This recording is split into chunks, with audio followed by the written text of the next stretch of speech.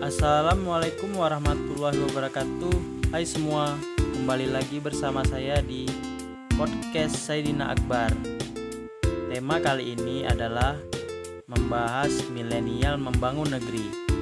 Sebelum itu, apakah semua sudah menjalani protokol kesehatan seperti memakai masker, mencuci tangan, dan menjaga jarak agar kita semua terlindungi dari virus COVID-19? Apakah kalian sudah tahu apa itu milenial membangun negeri? Yap, betul.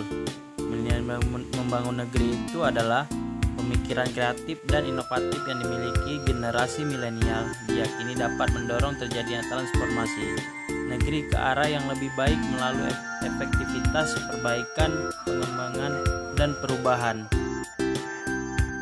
Dengan kualitas dan kuantitas yang luar biasa, kiprah aktif generasi milenial dalam membangun bangsa dan negara menjadi sangat penting. Terlebih di era teknologi saat ini, mereka atau yang disebut generasi milenial memiliki peran sebagai agen of change atau agen perubahan bangsa. Di era teknologi saat ini, kaum milenial memiliki 3 peran penting dalam upaya memajukan suatu bangsa, yakni kaum milenial sebagai cyber army dalam menyebarluaskan gagasan-gagasan nasionalisme Indonesia dan juga memerangi penyebaran berita hoaks atau bohong serta ujaran kebencian atau SARA di media sosial yang dapat mengancam kondusivitas di Indonesia. Yang kedua, sebagai bagian dari warga sosial, milenial dapat menjadi kelompok sosial yang aktif menggalang kegiatan-kegiatan yang menumbuhkan kesadaran nasionalisme tentang perlunya menjaga kesatuan NKRI yang berdasarkan Pancasila dan Undang-Undang 1945.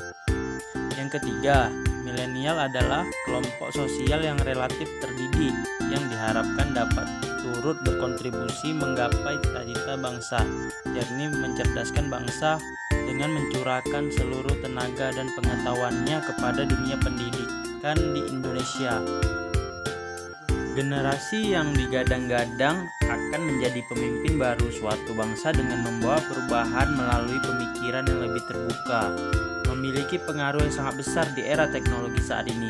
Mereka memiliki pengaruh yang cukup besar di berbagai bidang seperti politik, agama, pendidikan, kebudayaan, dan berbagai bidang lainnya. Menurutnya, generasi milenial dalam perkembangan politik Indonesia memiliki peran yang sangat penting untuk memberikan udara segar di dunia politik Indonesia. Melihat perkembangan mereka yang cukup signifikan yang mencapai 30-40% sehingga menjadi salah satu penentu arah politik saat ini. Selain itu, dengan pemikiran yang kritis dan haus akan keingintahuan, generasi milenial bisa menjadi kekuatan sosial yang mengawal setiap pemerintah secara kritis. Di satu sisi, bisa memberikan sokongan ketika pemerintah berjalan di atas Pancasila dan Konstitusi atau Undang-Undang 1945. Di sisi lain, bisa berdiri sebagai kekuatan kritis ketika pemerintah terlihat melenceng dari mandat rakyat, Pancasila dan Undang-Undang 1945. Mereka memiliki pola pikir yang masih fresh untuk menciptakan ide-ide dan gagasan baru yang dapat dituangkan ke dalam berbagai aspek seperti teknologi, pendidikan, dan politik.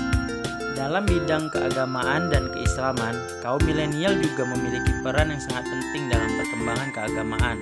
Hal ini terbukti dari mulanya bermunculan para dai-dai muda yang mampu menyeimbangkan dengan pola perkembangan saat ini sehingga dapat membuat pola penyebaran agama dengan gaya yang baru dan menyenangkan agar dapat diterima oleh seluruh kalangan masyarakat, termasuk generasi muda sendiri. Tidak dapat dipungkiri, semakin modernnya zaman saat ini maka dituntut untuk mulai memilih cara penyampaian dakwah yang baik dan kreatif agar dapat diterima oleh kaum muda saat ini. Kaum muda atau generasi milenial bisa berada di garda terdepan dalam mempercepat terwujudnya cita-cita nasional, yaitu mencerdaskan kehidupan bangsa.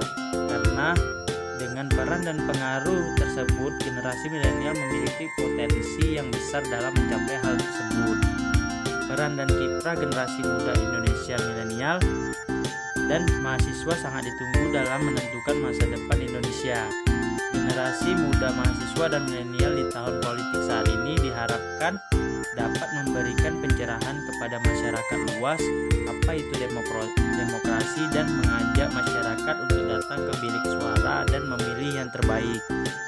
Jika memilih hanya karena ingin mendapatkan imbalan, maka itu sama saja dengan berbohong. Sebab ketika pemimpin sudah salah, maka generasi milenial pun tidak akan terbentuk. Oleh karena itu, kita harus saling percaya kepada pemimpin yang betul-betul ingin memajukan negeri Indonesia ini.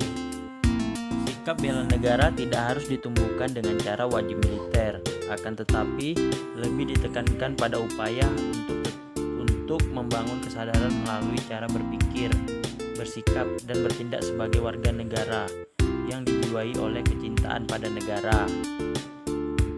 Saya tegaskan, beda dengan pertahanan. Jadi bela negara bukan pertahanan nasional, tapi bela negara adalah cara berpikir, bersikap, dan bertindak yang berdasarkan pada kecintaan terhadap negara, dalam hal ini dalam konteks membangun kecintaan terhadap tanah air bagi generasi milenial.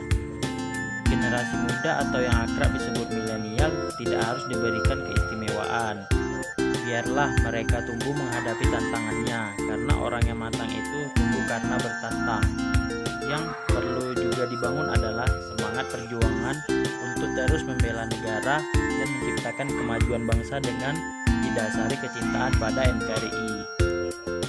Nah, kawan-kawan, mungkin itu saja yang bisa saya jelaskan tentang milenial membangun negeri. Terima kasih kepada kawan-kawan yang sudah mendengarkan podcast saya sampai habis. Saya akhiri dengan Assalamualaikum warahmatullahi wabarakatuh.